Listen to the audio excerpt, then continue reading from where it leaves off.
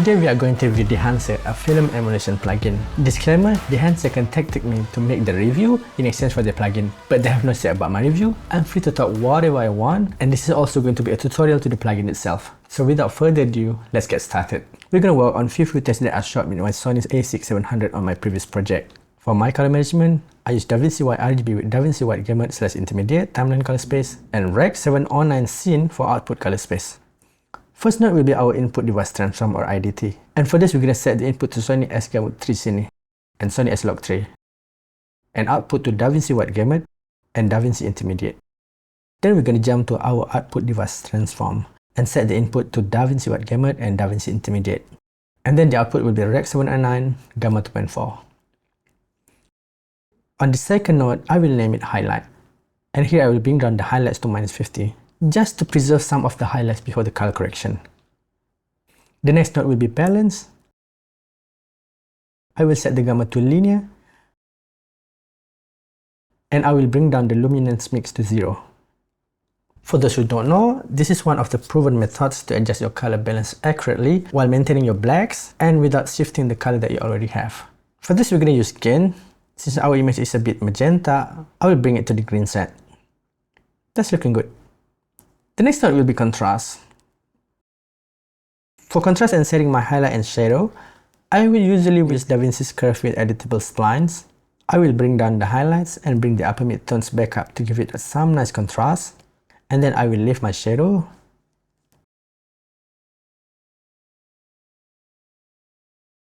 Bring the highlights back down and bring down my shadow to set my blacks correctly.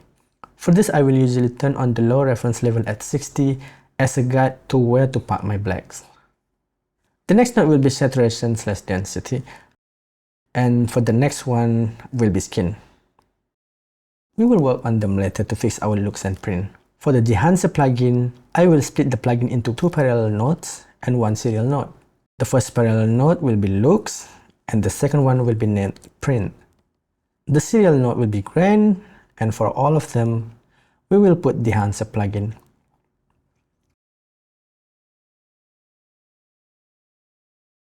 This is a little bit different from what most people would do, but this is just my way to control the strength of the print and film negative. I'll click to minimize all the tools, and down here we're going to disable all tools, and we're going to change the input to DaVinci White Gamut/Intermediate.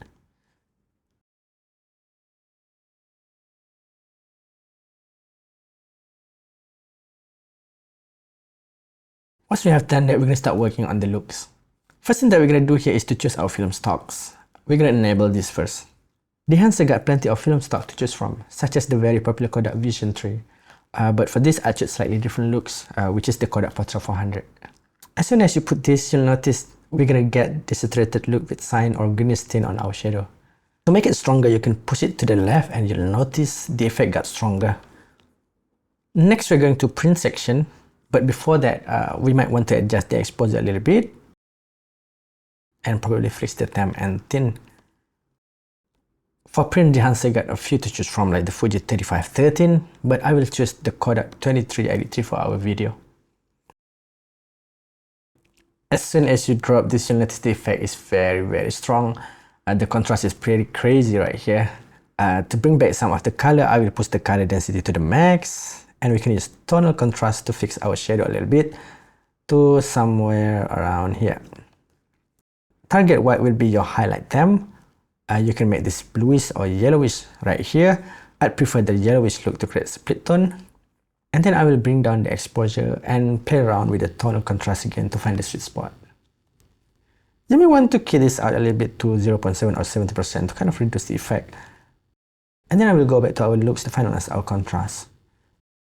For this, we're going to play with 3 tools, and the first one is Film Developer, and the second one is Film Compression. As soon as we turn on our film compression, our whites will be suppressed to give it a nice roll off to our highlights.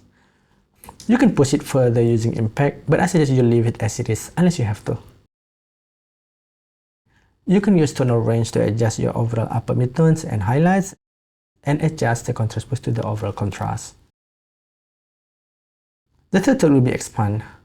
Again, play around with these 3 tools to get your contrast right. As you can see here, I'm using my black point to set my blacks around 60.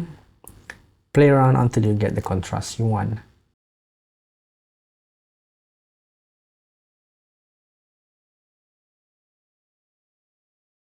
We can adjust the tint and temp to further fix the overall balance.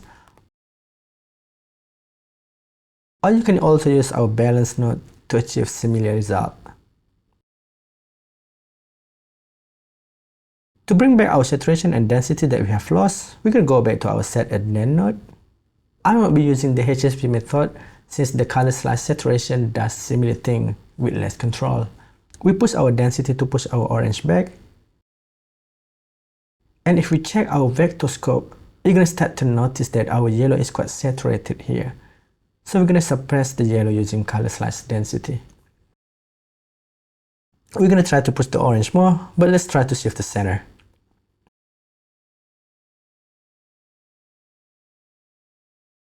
As you can see here, if we push too much on our color slice, the color might start to break. You might want to push the skin density too since the red and the skins are neighboring colors. The skin started to get too dense, so we're going to push both red and skin down a little bit. And adjust the global saturation and density.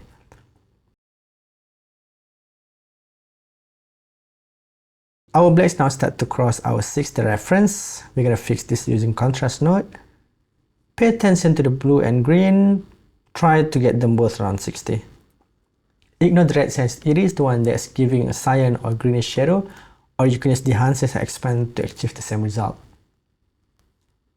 I'm going to push the film negative to the max to give it stronger looks. Once we have done with our contrast, balance and looks, we can now fix our skin tone. My favorite qualifier will be the 3D qualifier. Again, this might be a little bit different from what most people would do. I'll pick the skin area. Probably deselect some of the orange from the back. And I'll set the denoise to around 16. Here I will bring the exposure up to brighten our subject. This will also brighten the selection spills, but it doesn't matter because I'm not going to make it super bright. And for the last thing on the looks, you may want to play with the color head. So let's say if you want an overall greenish look, you can push the green a little bit. But try not to push it too much since it also tints your blacks and whites.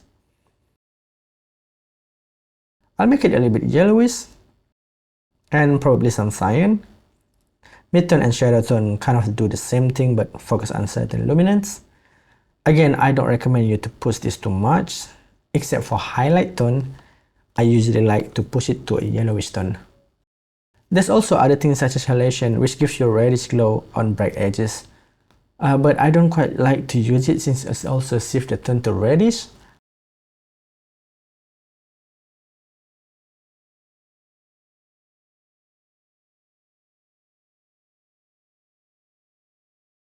And there's also bloom, which I don't have to explain what it does. There's also film damage, film breath, gate weave, and overscan, but honestly, we would probably not use them at all for most of our grading. The last thing will be our grain, and I usually set them to 35mm ISO 50, but with grain applied, your blacks and white will shift by a little bit.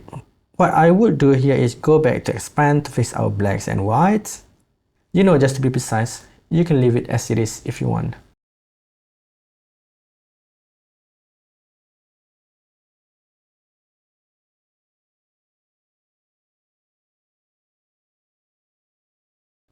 Now that we have done our grade, let's try to apply it to other footage with similar lighting setup.